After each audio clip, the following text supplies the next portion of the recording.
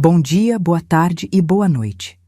Meu nome é Rita, tenho 72 anos, sou aposentada e fui merendeira por quase a vida inteira. Aqui no bairro onde eu moro, muita gente ainda me chama de Tia Rita da Merenda. Outros me chamam só de Tia Rita, mesmo. Eu gosto. Nunca me incomodou esse carinho. Porque, no fundo, era através da comida que eu me comunicava com o mundo. Sempre foi assim. Comida simples, mas feita com cuidado. Panela grande, fogão quente, avental amassado e aquele cheirinho de alho refogado no óleo quente logo cedo. Era isso que me fazia sentir viva. E olha, minha filha, eu sei que muita gente que está me ouvindo agora vai entender. Porque quem é mãe, quem já trabalhou duro para sustentar a casa, quem já fez mágica com pouco para pôr comida no prato dos filhos, sabe do que eu tô falando. A gente vai vivendo e nem percebe que no meio daquela rotina puxada, tão cheia de cansaço, a gente também constrói os nossos sonhos. Só que às vezes a vida prega umas peças na gente.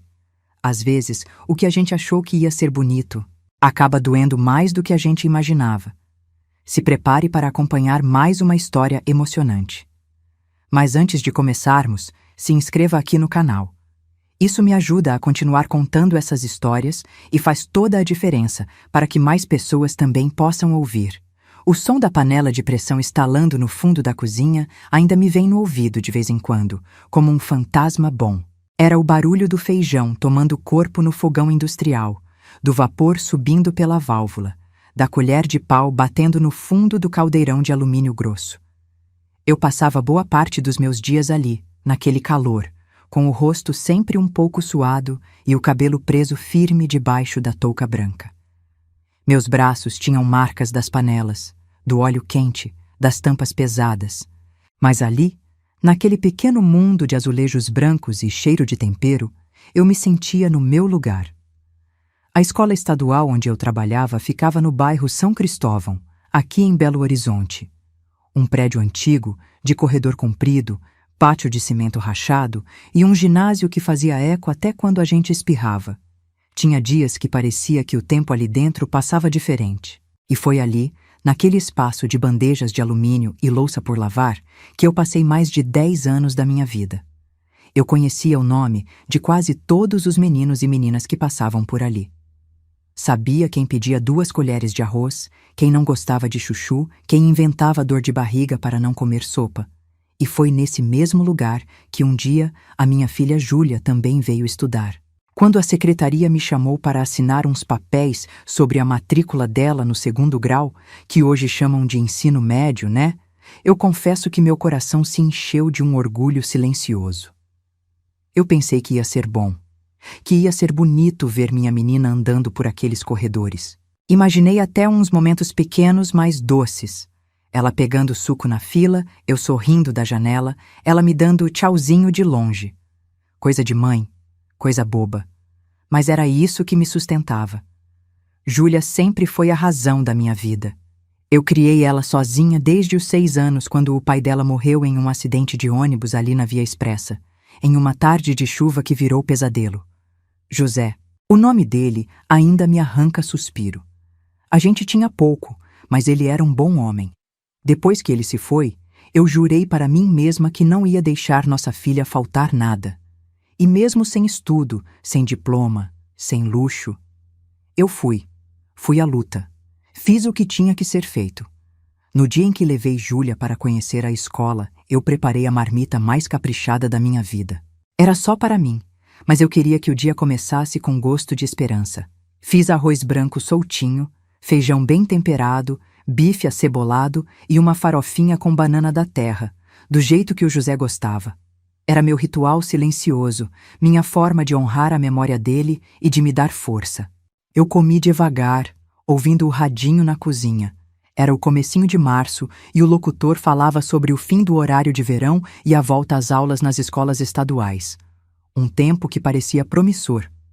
Quando fomos até a escola, Júlia usava o uniforme novo, ainda com o cheiro de loja, meio duro no corpo.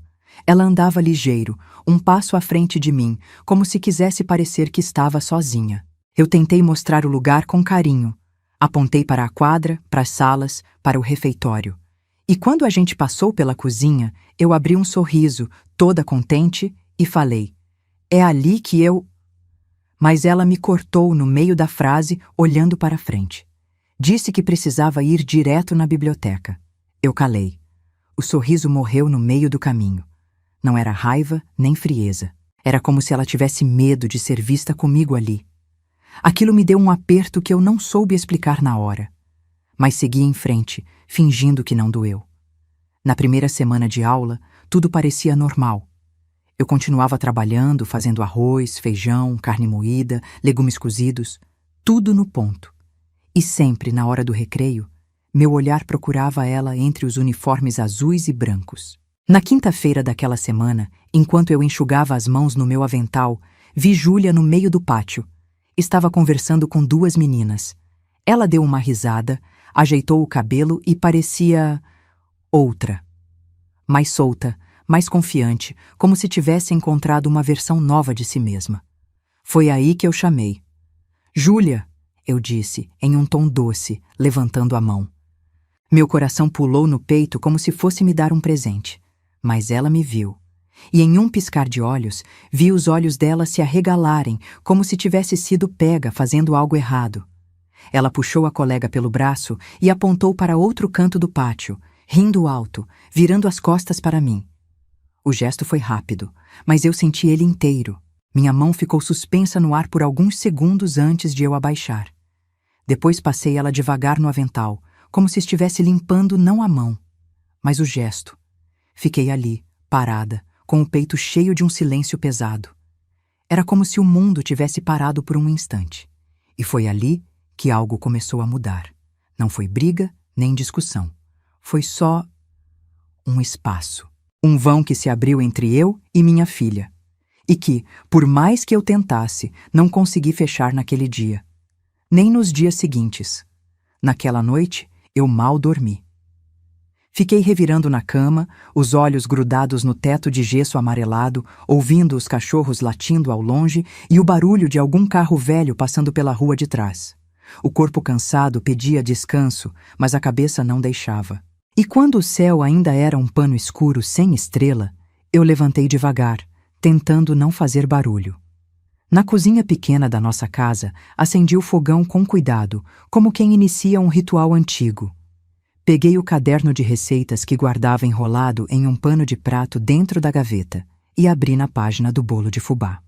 Era uma receita simples, mas tinha gosto de lembrança. Aquele era o bolo do José. Eu fazia para ele no aniversário, mesmo depois que ele partiu. Depois, passei a fazer todo o ano no aniversário da Júlia. E naquele dia, sem ser data nenhuma, senti vontade de fazer de novo. Não sei se era saudade ou um pedido de socorro silencioso, mas fui pegando os ingredientes como quem recolhe pedaços de si mesma. O fubá, a farinha de trigo, os ovos, o açúcar, o leite morno, o fermento e a erva doce, que eu colocava só um pouquinho, porque a Júlia achava forte demais.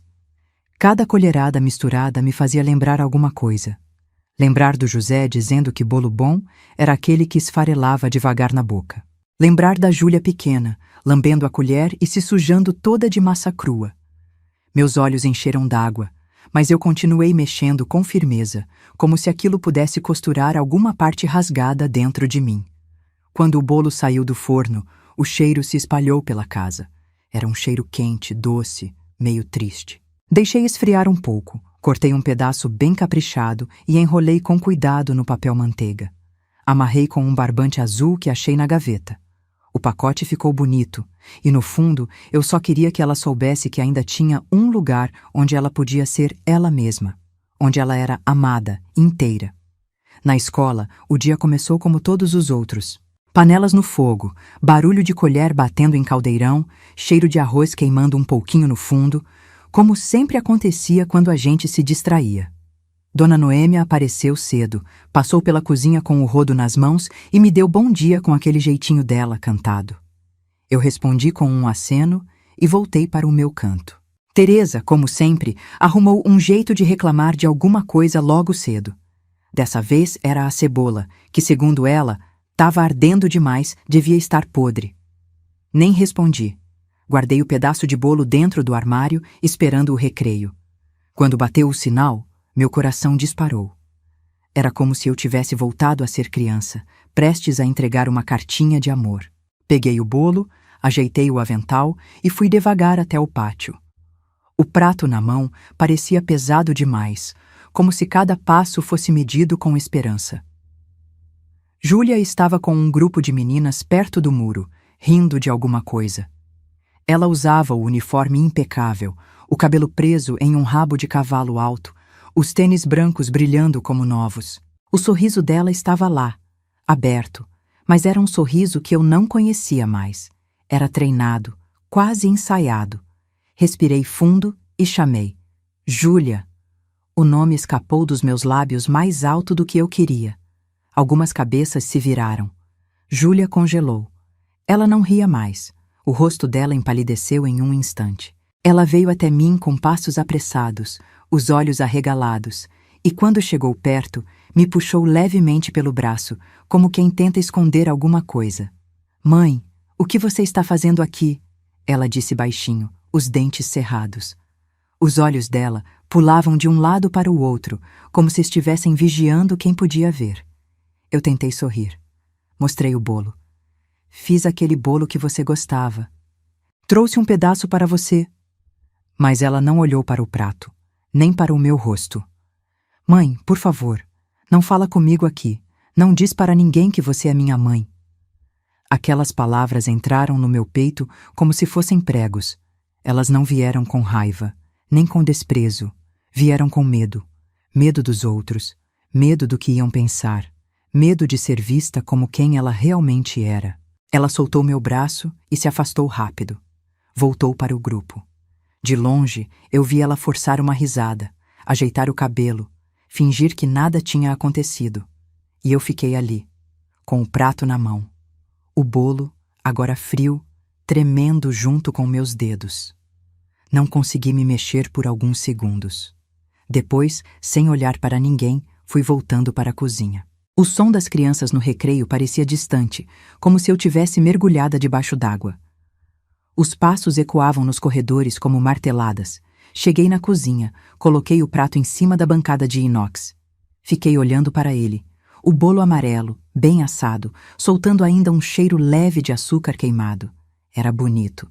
E estava ali, sozinho, como eu. Não tive coragem de jogar fora. Mas também não consegui comer. Deixei ele ali, um pedaço de silêncio envolvido em papel. Fui até a pia, liguei a torneira no máximo, mergulhei as mãos na água fria e comecei a esfregar um caldeirão que já estava limpo. O sabão formava espuma demais, e aquilo foi bom, porque as lágrimas começaram a cair e ninguém percebeu. Naquele dia, não falei mais com ninguém. Nem com Dona Noêmia, nem com Teresa, nem com os meninos que passavam sorrindo para pegar mais uma concha de arroz. Eu só queria sumir, mas continuei ali, porque mãe não tem esse direito de desaparecer. A gente fica, mesmo quando o coração quer ir embora. E naquela noite, em casa, o pedaço de bolo ainda estava na minha bolsa. Eu o deixei em cima da geladeira e fui deitar cedo, fingindo que não vi quando ela chegou. O silêncio entre a gente ocupava cada canto daquela casa. E eu fui aprendendo, aos poucos, a caber dentro dele. Nos dias que vieram depois, tudo ao meu redor parecia mais quieto. Não que o mundo tivesse silenciado. O barulho da escola, o chiado das panelas, as vozes apressadas dos alunos continuavam lá. Mas dentro de mim, algo tinha parado. Era como se o relógio da minha esperança tivesse travado. Eu não tentei mais chamar a Júlia. Não fui atrás, não perguntei, apenas assisti. Da janela da cozinha, pela fresta da porta do refeitório, entre uma fornada e outra de pão com margarina, eu deixava meus olhos encontrarem ela no meio dos outros. Ficava observando. Ela andava diferente. O jeito de falar mudou. Até o jeito de rir parecia ensaiado. Quando passava por um grupo, ajeitava a postura, levantava o queixo. Tinha dias que eu a via sozinha no espelho do banheiro do pátio feminino, quando ia levar papel ou buscar algum produto de limpeza, e ela ficava ali, parada, se olhando, praticando expressões, treinando um riso mais contido, como quem tenta decorar um papel. E era isso mesmo que me doía, ver minha filha se transformando em personagem. Em casa, tudo era silêncio. A gente se encontrava à mesa, mas era como se fôssemos estranhas morando sob o mesmo teto. O garfo batia no prato. A colher raspava no fundo do feijão. E só. Nenhuma pergunta, nenhuma resposta. Eu continuei fazendo as refeições com o mesmo cuidado de antes. O arroz bem temperado, a salada picadinha, o suco natural, mas ela comia rápido, sem olhar para mim, e ia direto para o quarto. E eu ficava ali, olhando o lugar onde ela tinha estado, tentando entender onde foi que eu a perdi. Na escola, a cozinha seguia com sua rotina de sempre. Dona Noêmia era o único alívio nos meus dias. Mesmo sem perguntar nada, ela me olhava como quem sabia. Tinha uma sabedoria no silêncio dela. Às vezes, ela só colocava a mão no meu ombro e dizia baixinho: "Você está forte demais, Rita. Mas não esquece que até o ferro enferruja se a gente não cuida." E voltava a varrer, como se não tivesse dito nada. Já Teresa, essa não perdia uma chance. Passava o dia resmungando, reclamando da cebola, do alho, do horário e principalmente de mim. Era como se ela sentisse o cheiro da minha fragilidade. E gostasse. Um dia, enquanto descascávamos batatas lado a lado, ela soltou, com a voz cheia de veneno: "Sua filha é estudiosa, né? Tão fina. Nem parece que foi criada aqui no bairro." A pausa antes do fina me feriu como uma faca.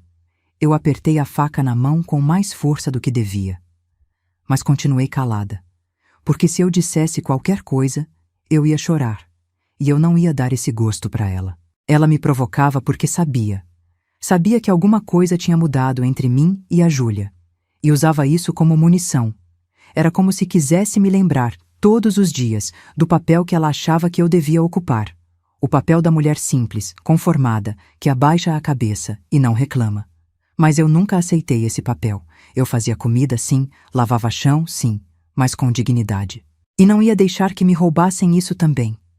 Em casa, uma noite, enquanto dobrava as roupas da Júlia no varal improvisado da varanda, um dos cadernos dela escorregou da pilha. Caiu aberto no chão da sala. Me abaixei para pegar e meus olhos bateram em uma folha da parte de trás. Estava toda rabiscada. Tinha desenhos de estrelas, corações, setas e um nome escrito muitas vezes, de várias formas, com letras de diferentes tamanhos: Letícia. Aquilo me pegou de surpresa.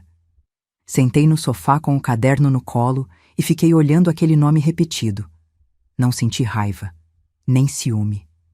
O que senti foi um estranho vazio, como se a Júlia tivesse criado um mundo novo onde eu não cabia. Um mundo onde ela escrevia nomes com carinho que eu não conhecia, onde os segredos não me pertenciam. Toquei o nome com a ponta do dedo, devagar, como quem toca um vidro embaçado, tentando ver do outro lado. Naquele momento, eu percebi que tinha perdido o fio. Que eu já não era a linha condutora da vida da minha filha. Ela tinha feito um nó que me excluía, e isso me doía mais do que qualquer palavra atravessada. Os dias foram ficando mais pesados. O ar da cozinha, mais abafado. O calor do fogão parecia queimar por dentro, não só por fora. Mesmo assim, eu seguia em frente. Porque o que me restava era isso: trabalhar, alimentar, servir e observar. Sempre de longe, sempre em silêncio. Na fila da merenda, Júlia continuava passando com o mesmo sorriso distante. Às vezes me olhava por meio segundo, depois desviava os olhos. E eu fingia que não via. Fingir virou hábito, como se fosse meu novo uniforme, vestido todos os dias com resignação. Teve um dia, no final do expediente, que sentei um pouco mais tarde no banco de concreto atrás do refeitório. O sol estava se pondo, deixando aquele céu rosado que só Belo Horizonte tem. Eu peguei minha marmita e comi sozinha, ouvindo ao fundo o rádio que alguém tinha deixado ligado na cantina dos professores. Tocava uma música do Roupa Nova, dessas que sempre me fizeram chorar escondido. E eu chorei. Não era de tristeza só, era de exaustão. De cansaço de carregar um amor que não sabia mais para onde ir. E ali, Naquele fim de tarde, entendi que o que mais machuca não é a ausência da palavra. É o silêncio entre as frases que a gente nunca disse. E que talvez, só talvez, minha filha estivesse se perdendo de mim, tentando se encontrar.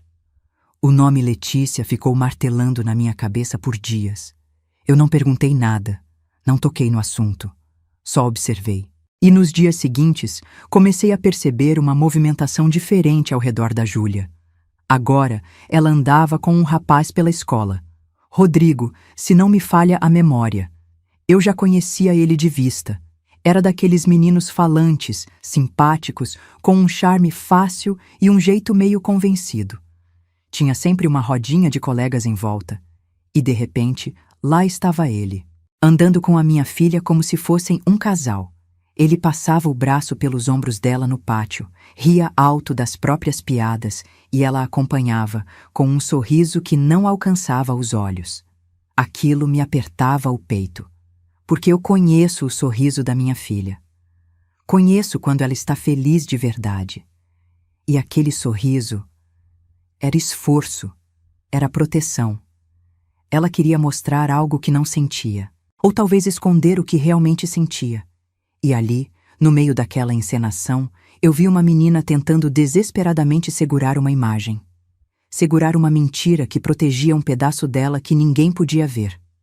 Na cozinha, entre uma fornada de arroz e uma leva de suco de caju, eu olhava pela janela e via os dois andando de mãos dadas. E o que me vinha à mente não era ciúme de mãe, era pena. De ver minha filha se moldando ao que esperavam dela. De ver que ela ainda não tinha coragem de ser quem era. Num desses dias, no final do expediente, fui varrer o pátio de trás da escola. Um lugar que quase ninguém usava, mas que eu gostava de passar no fim do turno. O cimento rachado, as folhas secas das árvores ao redor e o silêncio. Aquele silêncio me fazia pensar melhor. Foi ali que Dona Noêmia apareceu. Veio devagar, empurrando o carrinho de limpeza. Quando passou por mim, olhou de lado e disse com a voz calma dela: "Vi sua menina com o rapaz. Está bonita." Eu não respondi de imediato. Só continuei varrendo com a cabeça baixa. Ela ficou em pé, do meu lado por um tempo. Depois falou de novo: "Máscara pesa, Rita, e a gente só aguenta usar por um tempo. Uma hora, o rosto de verdade precisa respirar." Essas palavras ficaram comigo. Ecoaram pelo resto da tarde, pela noite e pelos dias que vieram depois. Eu sabia que ela estava certa. Júlia estava mascarada. E uma hora aquilo ia cair. Só que quando caiu, foi com barulho. Foi em uma sexta-feira. O sol forte da tarde fazia a gente suar só de respirar. Eu estava na cozinha preparando o feijão da segunda leva quando ouvi um burburinho diferente vindo do pátio. Uma agitação que não era só de recreio. Era daquelas que carrega escândalo. Me aproximei da janela. Lá no canto, perto do portão, Rodrigo estava encostado na parede, rindo com uns colegas. De repente, ele puxou uma menina pela cintura, uma que eu não conhecia, e a beijou ali, bem na frente de todo mundo. Júlia estava a poucos metros. Ela viu. Eu vi o rosto dela no exato momento. Foi como se a alma tivesse sido arrancada pelos olhos. A expressão dela desmoronou. Os ombros caíram. A boca se abriu em um silêncio dolorido. Mas durou só um segundo. Uma colega se aproximou dela e perguntou alguma coisa. E aí, como quem enfia de novo a máscara no rosto, Júlia sorriu.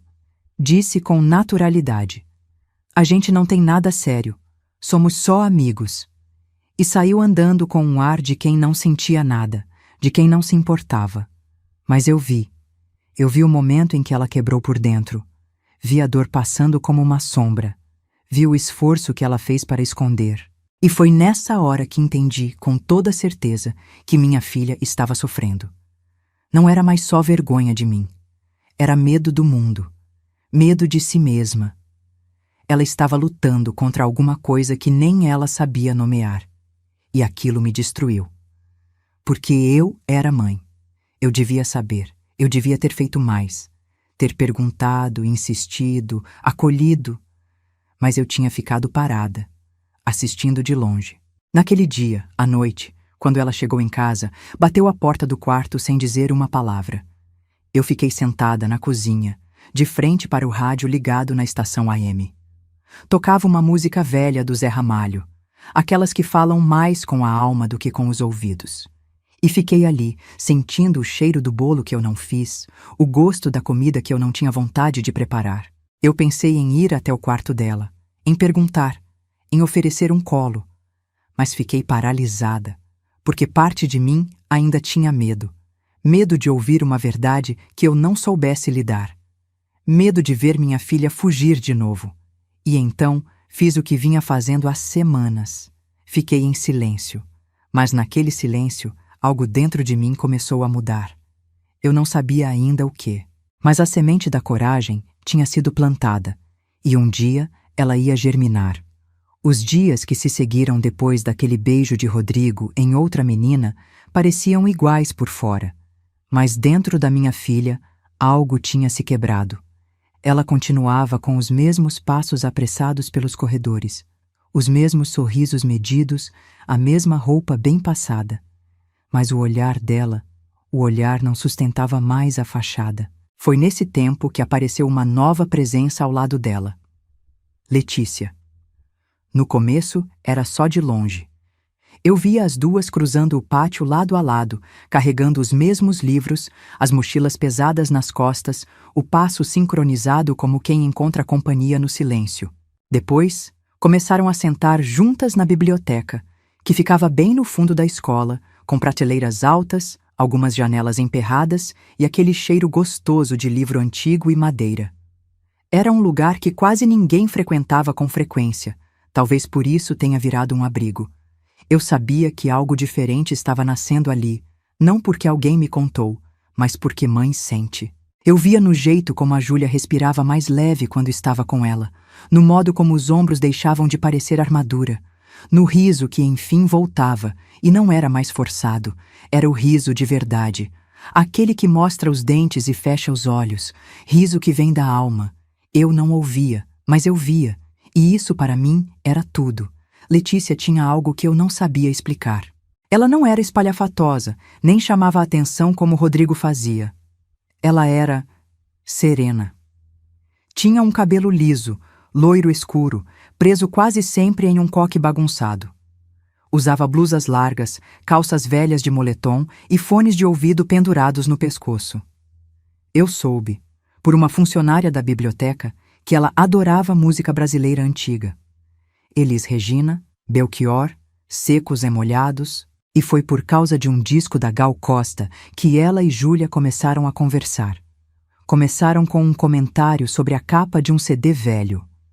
Depois foram trocando músicas, cadernos, confidências. Uma vez, vi as duas estudando juntas em uma mesa perto da janela da biblioteca. As cabeças inclinadas, os braços se tocando sem pressa, as risadas baixas entre uma resposta de física e outra de história. E aí, aconteceu uma cena que ficou marcada em mim. Eu estava na cozinha, arrumando os talheres para o almoço, quando levantei os olhos e olhei em direção à fila da merenda. Júlia estava rindo, uma risada verdadeira, acompanhada de uma expressão que eu não via há meses. E do lado dela, Letícia, sorrindo também. Não estavam de mãos dadas, nem encostadas. Só estavam ali, dividindo um momento. E aquilo me tocou de um jeito que quase me fez largar tudo e sair correndo para abraçá-la. Mas eu fiquei, porque aprendi que mãe também precisa esperar. Naquela mesma tarde, Teresa observava tudo de longe. Eu vi quando ela limpava o balcão com força desnecessária, os olhos fixos nas duas, como se estivesse estudando a cena. O pano fazia um barulho áspero contra o inox, e o olhar dela... O olhar de Teresa já dizia tudo. Não era surpresa. Era julgamento. Não era curiosidade. Era nojo. Eu conhecia aquele olhar. Era o mesmo que algumas vizinhas me lançavam quando souberam que eu estava grávida e viúva. Era o mesmo que senti nas costas quando voltei a trabalhar com a Júlia, ainda pequena, e deixava ela com vizinhos, pedindo ajuda. Era um olhar de quem se sente superior, mesmo quando não tem motivo nenhum para isso. Eu vi que Teresa entendeu, e vi que ela ia usar aquilo. Na semana seguinte aconteceu uma coisa pequena, mas que carrega um peso imenso para quem já vive com medo. Júlia estava no corredor, sentada no banco de concreto perto da sala de artes, parecendo nervosa. Os joelhos balançando, as mãos tremendo, o rosto tenso. Letícia chegou devagar, sentou do lado, não falou nada, só estendeu a mão. Júlia olhou para ela por um instante e segurou. As duas ficaram ali por alguns segundos, em silêncio. Não era nada escandaloso, não tinha beijo, nem abraço. Era só uma mão segurando outra, mas naquele gesto tinha tudo: apoio, compreensão, cuidado. E Teresa viu. Ela saía do banheiro nesse momento. Parou, ficou ali por alguns segundos. E eu, que vinha descendo o corredor com uma bacia de frutas na mão, vi a expressão no rosto dela. Era um sorriso torto, maldoso, lento, como se tivesse encontrado uma arma. Naquele instante, soube que aquilo ia virar veneno. E a pior parte foi saber que eu não podia fazer nada. Eu estava presa entre o desejo de proteger minha filha e o medo de perdê-la de vez. Porque qualquer passo em falso podia fazê-la se fechar ainda mais. E eu já não sabia até onde aquele muro entre nós podia crescer. Voltei para a cozinha com a bacia ainda na mão. Me sentei em um banco, escondida atrás do freezer velho, e fiquei ali. O cheiro de banana madura e maçã oxidada me invadia as narinas, mas o que me sufocava de verdade era a impotência. Teresa chegou alguns minutos depois. Entrou calada, mas com o peito inflado. Andava como quem carrega um segredo, e eu soube que ela ia fazer daquilo um escândalo, porque mulher amarga, quando vê outra se libertando, sente como se fosse ofensa pessoal. Naquele fim de semana, em casa, vi Júlia ouvindo música no quarto. A porta estava entreaberta. Eu passei no corredor, ouvi um trechinho da música. Era Gal Costa mesmo, Folhetim. E ela cantava baixinho junto. Senti um nó na garganta. Pensei em entrar, sentar ao lado dela, perguntar da música, perguntar da Letícia. Mas não fui, porque o medo de atrapalhar ainda falava mais alto que o amor. E foi assim que o domingo terminou. Com a minha filha no quarto cantando baixinho. Comigo no corredor, ouvindo de longe. E com uma certeza se formando no meu peito, a alegria dela era frágil, e alguém estava prestes a quebrá-la. Não demorou muito para a verdade, ou melhor, o que inventaram dela, começar a circular pelos corredores como uma fumaça venenosa. Eu soube que algo estava acontecendo antes mesmo de ouvir qualquer palavra. Foi pelo jeito que os alunos começaram a se olhar, pelas risadinhas abafadas, pelo silêncio que caía quando Júlia e Letícia passavam juntas. No banheiro feminino, apareceu a primeira pichação. Júlia, paz, Letícia, nojo. Letras tortas feitas com caneta azul na parte de dentro da porta do último boxe. Uma das meninas da limpeza comentou comigo no corredor, enquanto limpava o chão com água sanitária. Tão fazendo maldade com duas alunas, o povo não tem coração. Depois vieram os bilhetes. Um deles apareceu no chão do refeitório, escrito em um papel de caderno arrancado às pressas. Se gosta tanto de fruta, por que não vira salada? Aquilo me revirou o estômago. E eu nem precisei perguntar quem era o alvo. Eu sabia. Era a minha filha. Naquele dia, vi Júlia andando com a cabeça baixa, a blusa do uniforme amassada, o cabelo solto cobrindo parte do rosto. Parecia uma versão dela que eu não conhecia. Apagada. Quase apagada. Letícia, por outro lado, estava diferente. Os passos mais firmes, os olhos atentos. Quando um dos meninos passou por elas e fez um som de beijo debochado, Letícia parou na hora, virou para ele e falou com a voz clara e firme. Perdeu alguma coisa? O menino ficou sem graça, tentou rir, mas se afastou rápido. Letícia então se virou para Júlia, que estava pálida, olhando para o chão, como quem queria desaparecer, e disse algo que eu só consegui entender depois, quando a vi repetindo com os lábios. Eles não vão parar se você não se olhar no espelho, Júlia. De quem você tem mais medo? Deles ou de você mesma? Aquelas palavras pareceram atravessar minha filha. Ela não respondeu. Só ficou ali, com os olhos cheios de água, até Letícia ir embora, sozinha. O espaço entre elas, que antes era só o necessário para caberem lado a lado, virou um abismo. Mais tarde, já na cozinha, enquanto eu cortava tomates com a faca grande, Teresa entrou cantarolando. Aquele cantarolar que parecia inocente, mas era mais cortante que qualquer faca. E então, do nada, ela soltou em voz alta, como quem fala com ninguém, mas querendo que todos ouçam. Na minha época, menina que andava com menina, a gente já sabia. Fruta que nasce torta, o pé é que não presta. Ela não olhou para mim, mas o alvo era claro. Eu respirei fundo, fechei os olhos por um segundo. Mas o sangue começou a ferver por dentro. Bati a faca com força na bancada de metal. O barulho foi seco, forte, e ecoou pela cozinha. "Cala essa boca, Teresa", eu disse com a voz baixa, mas firme. "Você não sabe nada da minha filha. Você não sabe nada de ninguém." Ela se virou, surpresa com a minha reação. Esticou o pescoço e perguntou com aquela ironia velha: "Ué, ficou nervosa por quê? A carapuça serviu?" Eu avancei um passo, ainda com a mão na bancada. Meu dedo tremia de raiva, apontado no ar. Ia dizer mais, ia gritar. Mas foi Dona Noêmia quem apareceu na porta, segurando a vassoura como se fosse uma bengala de sabedoria. "Chega, as duas. Chega."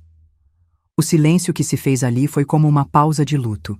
Teresa saiu primeiro, bufando.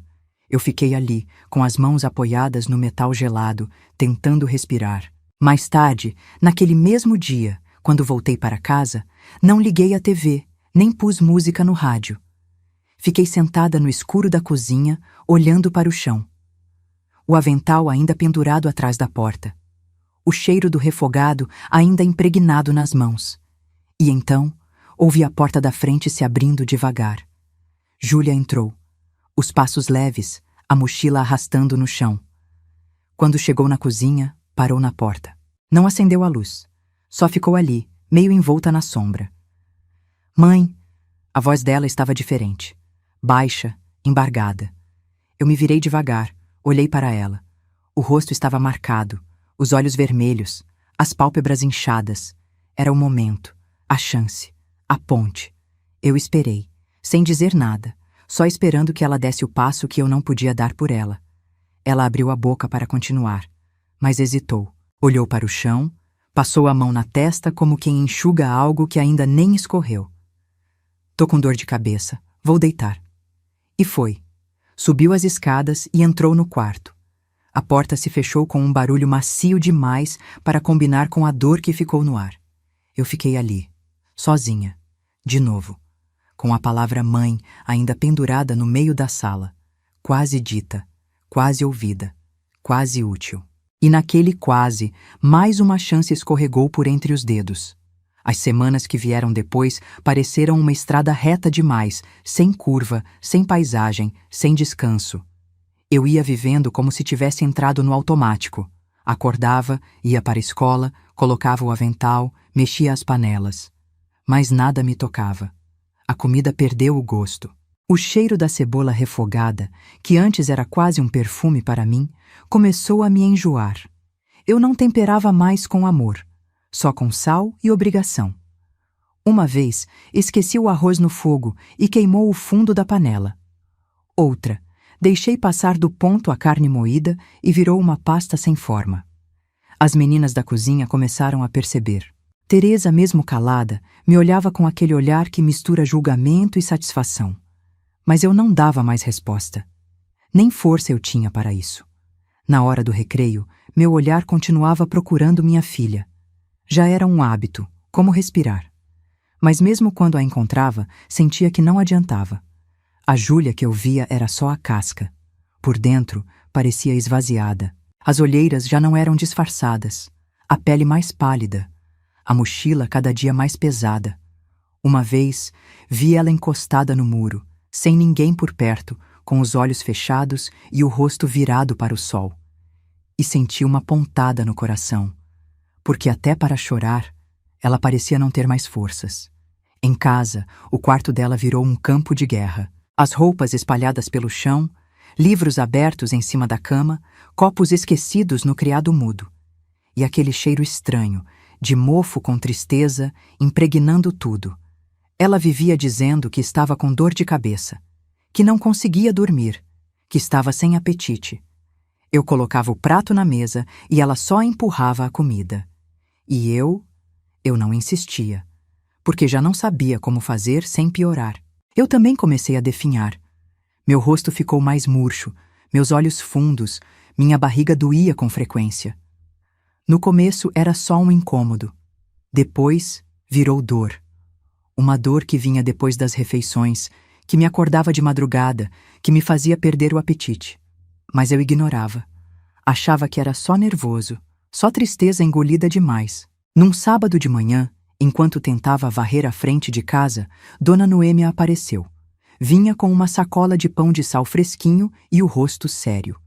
Entrou sem pedir licença, como quem sabe que é bem-vinda.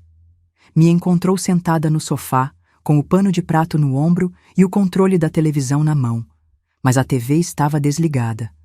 "Rita, você está doente", ela disse, sem rodeios. Eu tentei sorrir, mas foi mais um espasmo do que um gesto. "É só cansaço." Ela sentou do meu lado, deixou a sacola na mesa e me olhou firme. Aqueles olhos dela sempre me lembraram coisa antiga, tipo árvore velha que viu muita coisa. "Vocês duas estão doentes, Rita, e estão afogando uma a outra. A tristeza, quando não escapa pela lágrima, vira veneno. Você acha que está protegendo a Júlia ficando calada?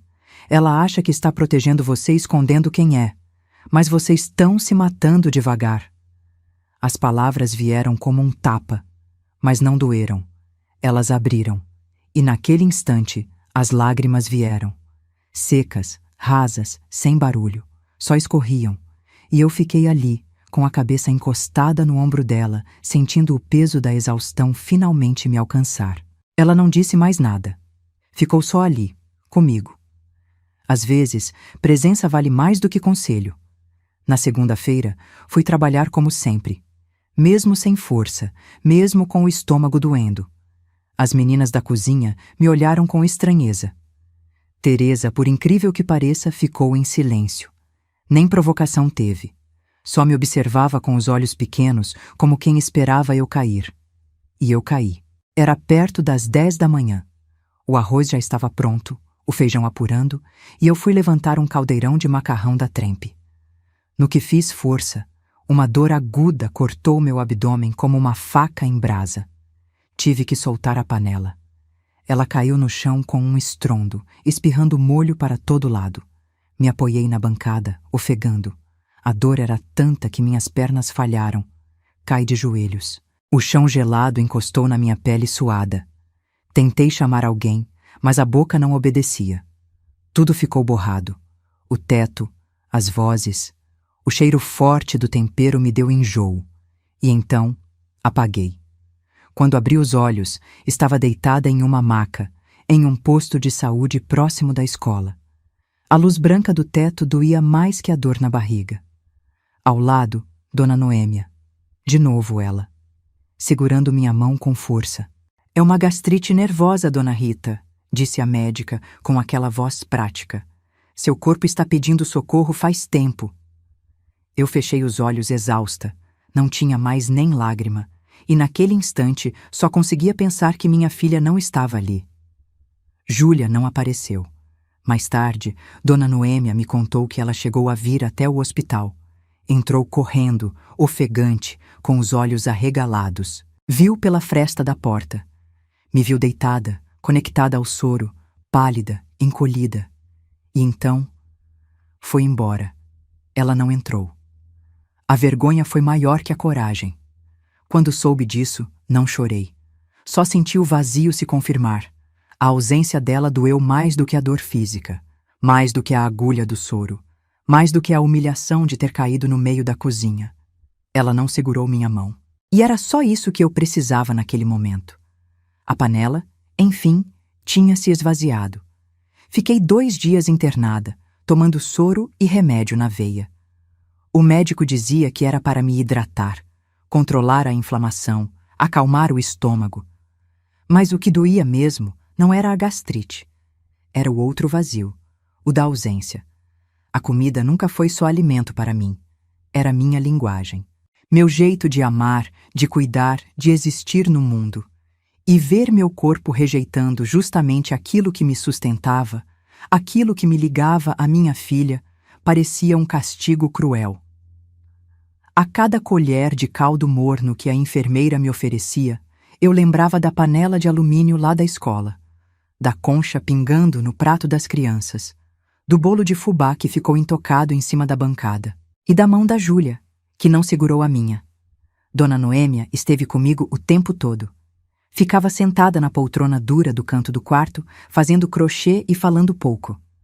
Às vezes, só me olhava. Em outros momentos, dizia coisas simples como: "Toma essa água devagar", ou "Fecha os olhos um pouco, vai te fazer bem".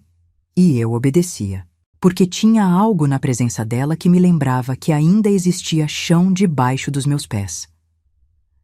Na manhã do terceiro dia, ela se sentou ao meu lado com uma calma que só quem viveu muito carrega.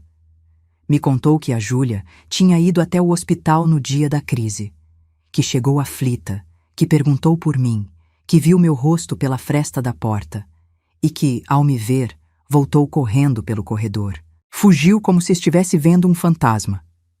Ela está com vergonha, Rita, da dor que você sente e da que ela sente também.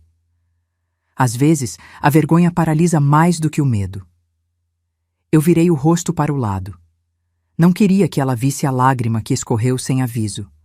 Já não era uma lágrima de raiva, nem de abandono. Era uma lágrima de constatação. Minha filha não tinha conseguido atravessar a porta. Não por falta de amor, mas por não saber como lidar com o que provocou. Quando recebi alta, voltei para casa em silêncio. O sol batia nas fachadas das casas como se nada tivesse acontecido. Os vizinhos estavam na rua, varrendo calçadas, regando plantas. A vida seguia. Só a minha parecia ter ficado para trás, ali, naquela cama de hospital, com cheiro de álcool e tristeza. Júlia não estava em casa quando entrei. Tinha aula à tarde. Fui até o quarto dela devagar, como quem pisa em um território desconhecido. A porta estava entreaberta. Entrei. O quarto era um reflexo do que ela estava sentindo. Roupas jogadas no chão, lençol amassado, um prato com resto de pão embolorado sobre a escrivaninha. Abri a janela para arejar e fui juntar os papéis que estavam espalhados pelo chão. Foi aí que abri a gaveta da escrivaninha para guardar umas folhas. E a minha mão esbarrou em algo familiar. Era o meu caderno de receitas. O mesmo que ficava na gaveta da cozinha. A capa estava manchada de gordura, com uma ponta descolando. Aquele caderno tinha me acompanhado desde os primeiros anos de casamento com o José. Era como uma extensão da minha memória, cada página, uma história. Ela tinha levado para o quarto sem me avisar. Fiquei ali, com ele nas mãos, por um tempo. Depois sentei na beirada da cama dela e abri devagar. As páginas estavam gastas, amareladas. Algumas tinham manchas de óleo, outras, respingos de molho. Mas o que mais me marcou foram as pequenas anotações que eu fazia nas margens, em letra simples, redondinha. Não colocar cebola demais, a Juju torce o nariz. Fazer esse pão de queijo no domingo. O José sempre pedia quando chovia. Se tiver pouca farinha, dá para misturar com fubá. Juju não percebe. E então cheguei na página do bolo de fubá, o mesmo que eu tinha feito naquela madrugada. No canto da página, uma frase escrita com tinta azul já um pouco apagada. Bolo preferido do José. Fazer para Juju quando ela estiver com um sorriso no rosto. Meu peito se apertou, porque a última vez que fiz esse bolo, ela virou as costas. E talvez nem soubesse que naquela receita estava um pedaço do pai dela. E do amor que ainda tentava resistir dentro de mim. Fechei o caderno devagar, como quem guarda um tesouro que ninguém quer mais ver. Coloquei de volta na gaveta e saí do quarto. Mais tarde, quando Júlia chegou da escola, subiu direto para o quarto. Eu escutei os passos, a mochila sendo largada no chão, o barulho da cama afundando, e nada mais. O silêncio voltou a se instalar entre nós, como se fosse um terceiro morador da casa. Um hóspede indesejado que se recusa a ir embora, Mas naquele silêncio havia algo diferente. Uma tensão no ar. Como se algo estivesse prestes a acontecer. Eu só não sabia o quê. Ainda.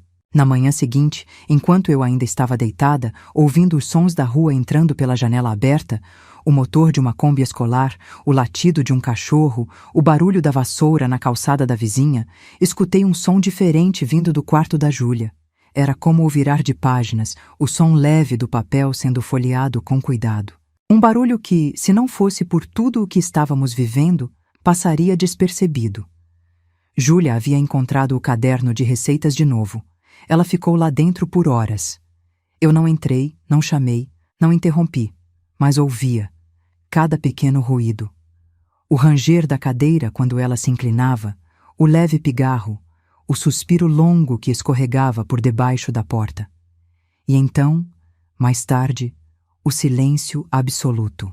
Foi só no fim da tarde que a vi passar pela cozinha, de cabeça baixa, segurando uma folha dobrada ao meio. Ela não disse nada. Apenas deixou o papel em cima da minha mesinha de cabeceira, no canto onde costumo guardar meu óculos de leitura e um terço velho que herdei da minha mãe. Depois subiu de novo. Esperei um tempo. O coração já batia apressado, como se soubesse que aquela folha era mais do que uma carta. Era uma ponte. Abri com cuidado. A letra era da Júlia, um pouco apressada, meio torta, como quando ela escreve nervosa.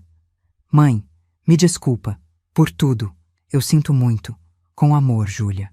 Só isso, sem floreio, sem justificativa, sem vírgulas desnecessárias, mas cada palavra parecia escrita com a alma. Segurei o papel com as duas mãos. A vista embaçou. Era como se uma represa tivesse se rompido dentro de mim. Chorei baixinho, sozinha, naquele quarto silencioso. Não um choro desesperado, mas um choro fundo. De quem ouve, depois de muito tempo, aquilo que esperava escutar. Naquele papel, não estavam só palavras. Estava a presença dela, o reconhecimento, a mão estendida. E mesmo que ainda houvesse um caminho pela frente, aquele pedido era o primeiro passo. E talvez o mais difícil de todos. Mais tarde, sentei na cozinha, olhando para a bancada onde tantas vezes preparei os pratos preferidos dela.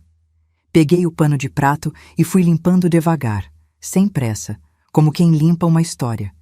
Pensei nas anotações do caderno, naquelas frases escritas com tanto carinho, sem nunca ter sido lidas antes. Não colocar cebola demais, a Juju torce o nariz. Se tiver pouco leite, misturar com água morna. Dá certo. Guardar um pedaço para o lanche dela amanhã. Tantas vezes tentei dizer que a amava, mas, como muitas mães, disse com comida. Disse com feijão bem temperado, com bolo saindo do forno, com pão passado na manteiga quando ela chegava atrasada. Disse com silêncio, com cuidado, com espera. Ela nunca entendeu. Não até agora. E, de repente, lembrei de uma frase que ouvi na rádio certa vez, em uma entrevista qualquer. Amor que não se nomeia, cresce calado, mas nunca deixa de existir. Na hora, não tinha dado muita importância. Mas naquele momento, ela fez sentido. Porque o nosso amor estava ali, escondido entre caldeirões e cadernos, sufocado pelas palavras não ditas. Mas estava vivo. No dia seguinte, acordei com uma leveza que há muito tempo não sentia. A dor no estômago ainda estava ali, mas parecia menor. Como se o corpo também tivesse ouvido o que a alma precisava. Levantei devagar, fui até a cozinha e preparei um café simples. Pão de sal, manteiga, um pouquinho de café preto passado no coador de pano. Coloquei uma xícara na mesa e outra no lugar onde ela costumava sentar quando era pequena. Júlia desceu pouco depois, os cabelos ainda molhados do banho, o rosto sem maquiagem. Quando me viu, hesitou, mas depois veio, sentou, pegou a xícara, sorveu um gole, ficou em silêncio. E naquele silêncio havia paz. Ela não mencionou a carta, nem eu. Mas o que precisava ser dito já estava ali, espalhado no ar. Era como se, enfim, estivéssemos aprendendo a nos reconhecer de novo. Não como mãe e filha em lados opostos, mas como duas mulheres machucadas tentando se reencontrar. Naquele mesmo dia, antes de sair, Ela voltou até a cozinha. Estava com o caderno de receitas nas mãos. Olhou para mim e, com a voz ainda hesitante, perguntou: Mãe, você me ensina a fazer aquele bolo? O bolo de fubá. Aquele. Assenti com um sorriso leve. Não por fora, mas por dentro. Porque naquele pedido havia mais do que vontade de cozinhar. Havia uma ponte, e eu estava pronta para atravessar. As semanas seguintes passaram em um ritmo novo, mais suave. Era como se o mundo tivesse voltado a girar, mas agora com menos pressa. Eu ainda sentia dores leves no estômago, e o médico disse que isso podia durar um tempo, até o corpo entender que o coração estava tentando se curar também. Mas já era outra coisa. A ausência, que antes gritava dentro de casa, agora se acomodava no canto da sala como um gato velho, ainda presente, mas sem arranhar tanto. Voltei à escola depois de quase um mês afastada. Cheguei de manhã cedo, como sempre fazia, com a touca na bolsa e o avental dobrado embaixo do braço. O cheiro da cozinha me recebeu com força, o óleo esquentando, o arroz sendo lavado no tanque, a cebola cortada bem fina, e por um instante me senti de novo no meu lugar. Teresa estava lá, mas diferente. Não havia mais veneno no olhar. Só silêncio. Depois do escândalo que circulou entre os professores e da bronca que levou da direção por causa das fofocas maldosas, ela perdeu a pose. Agora trabalhava no canto dela, sem se meter na vida de ninguém. As outras meninas da cozinha também já não riam de suas piadinhas. Era como se todo mundo tivesse se cansado daquela maldade disfarçada de brincadeira. Eu também não disse nada. Nem precisei. O tempo tinha se encarregado de pôr cada coisa no seu lugar. Foi em um sábado de manhã que tudo começou a mudar, de verdade. Acordei cedo, como de costume, e já ia preparando o café quando ouvi os passos da Júlia na escada. Ela apareceu na cozinha de pijama, os cabelos ainda meio bagunçados, com os olhos inchados de sono.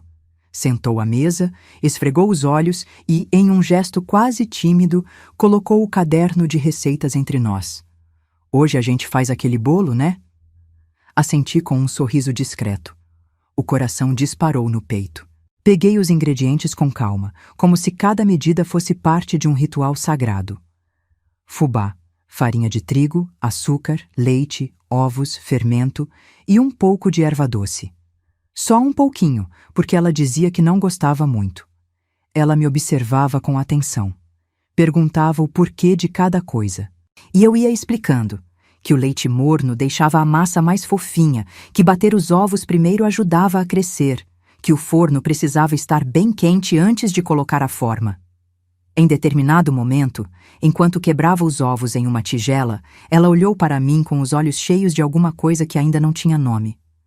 Mãe, eu tinha tanta vergonha, de tudo, do nosso bairro, do seu trabalho, de mim.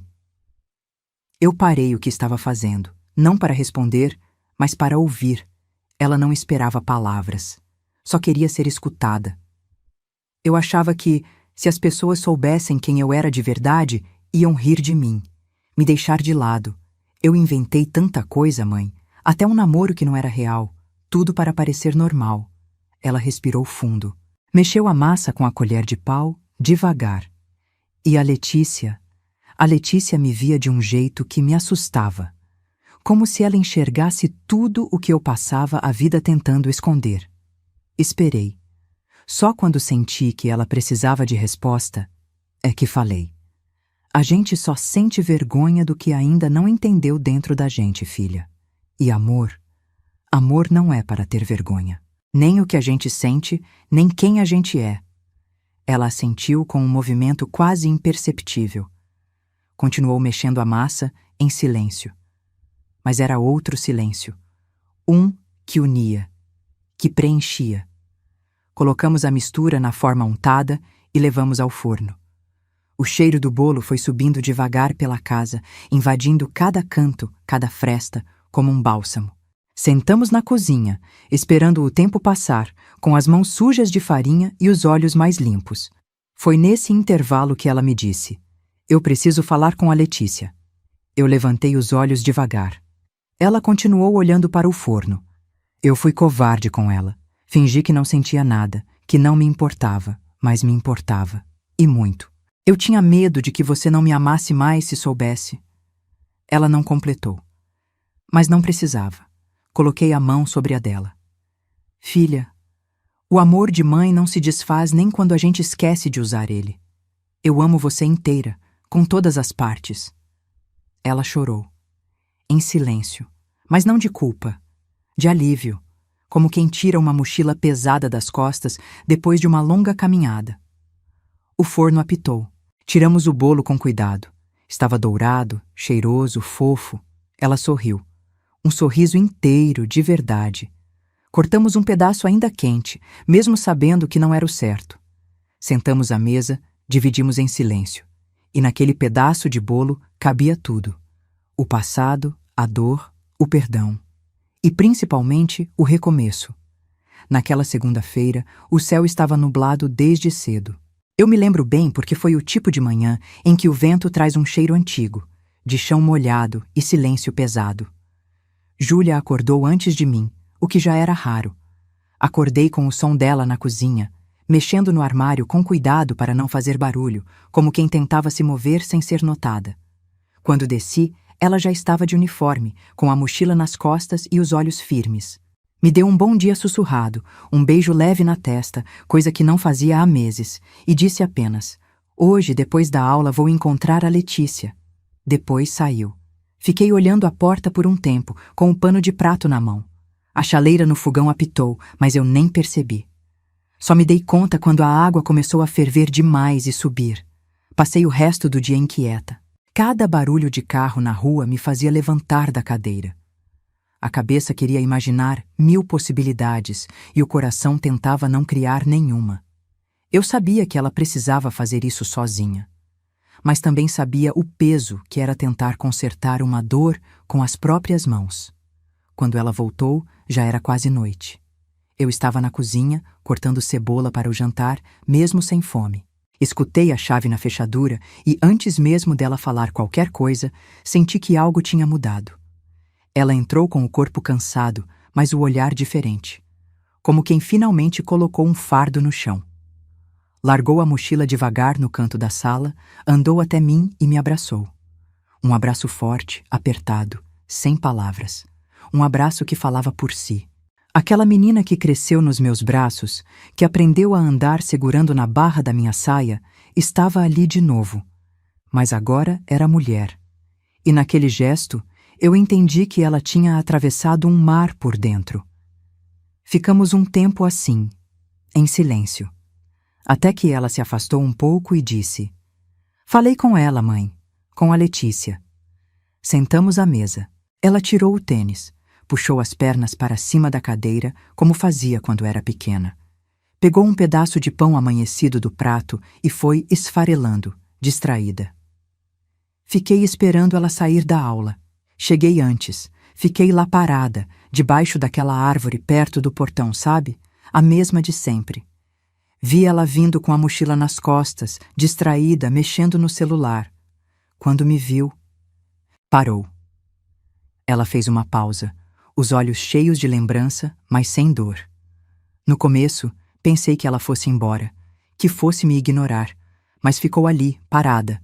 Eu fui até ela. As palavras quase não saíram, mas eu falei. Falei que fui covarde, que me escondi, que menti para todo mundo, inclusive para mim mesma, que usei ela como refúgio e depois virei as costas, que não tinha desculpa. Outro silêncio, mais fundo. Ela me olhou por um tempo, não disse nada, só me abraçou. A voz dela tremeu. As mãos pararam de esfarelar o pão. Foi só isso, mãe, um abraço, mas parece que tudo que eu nunca consegui dizer coube ali. Um abraço curto, mas cheio de coisa. Ela não precisava me perdoar, mas perdoou. E eu me perdoei um pouco também. Abaixei os olhos por um instante. Senti as lágrimas subindo, devagar, como se o peito tivesse liberando espaço para a alegria pela primeira vez depois de tanto tempo. Depois, ficamos ali, quietas, ouvindo o barulho da rua entrando pelas janelas.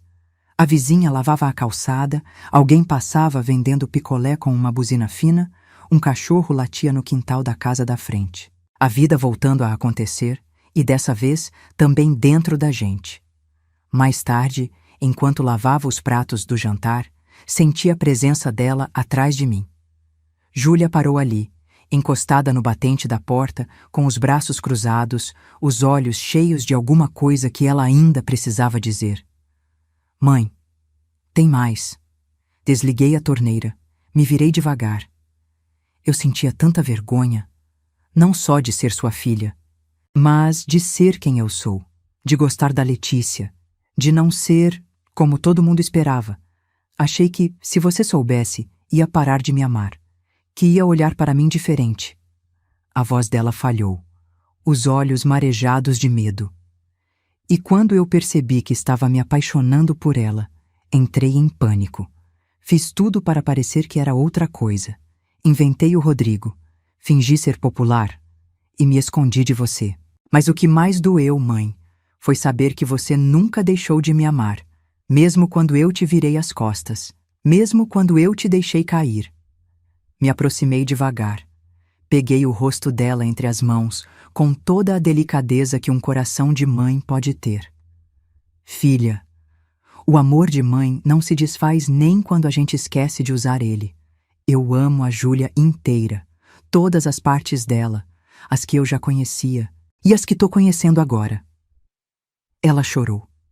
Se entregou ao meu abraço como há anos não fazia. E eu chorei também. Um choro antigo, acumulado, mas cheio de alívio. Ficamos ali, na cozinha, abraçadas. O chão frio sob os pés, o cheiro de alho ainda no ar e a certeza de que estávamos, enfim, nos reconstruindo. Não como éramos antes, mas como poderíamos ser a partir dali. Porque o amor, quando é verdadeiro, sobrevive ao silêncio. E às vezes, tudo o que a gente precisa cabe em um abraço. O tempo passou como passa tudo na vida da gente.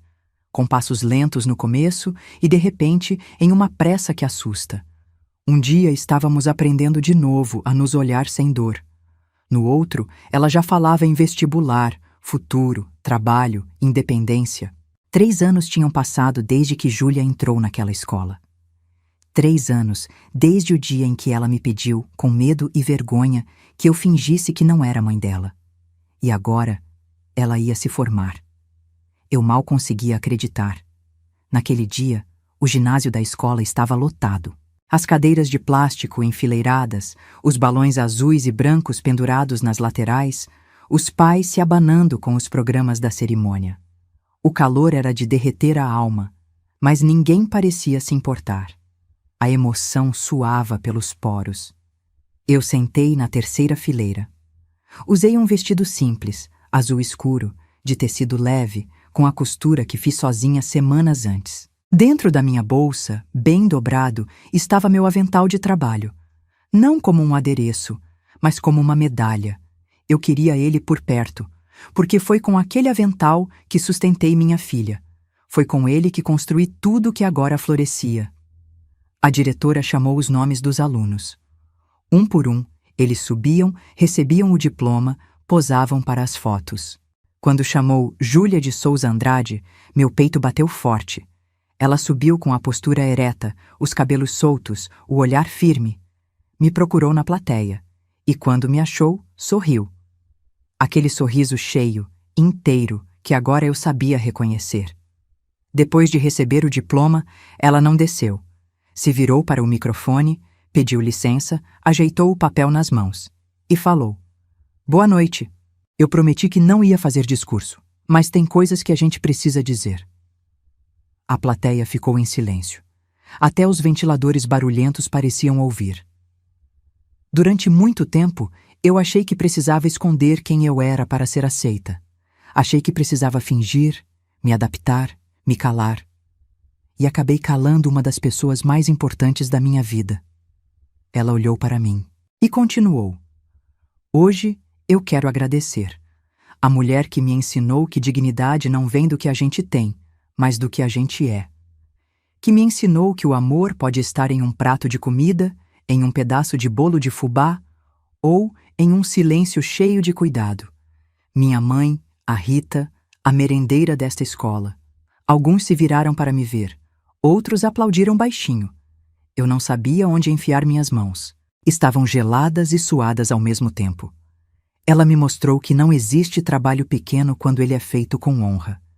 E que o amor mais forte é aquele que alimenta a gente, literalmente e de todas as formas. As palmas aumentaram. Dona Noêmia, sentada do outro lado do ginásio, chorava e sorria com aquele olhar de quem sabia tudo desde o início. Do fundo da plateia, Teresa estava parada. Não aplaudia, não sorria. Só olhava para o chão, cercada de um silêncio que finalmente era o dela. Quando a cerimônia terminou, Júlia desceu do palco e veio direto até mim. Não foi com vergonha, nem com medo. Foi com orgulho, com pressa. Me abraçou na frente de todo mundo, apertado, forte. Um abraço que dizia tudo. Obrigada, me perdoa, eu te amo. Eu chorei.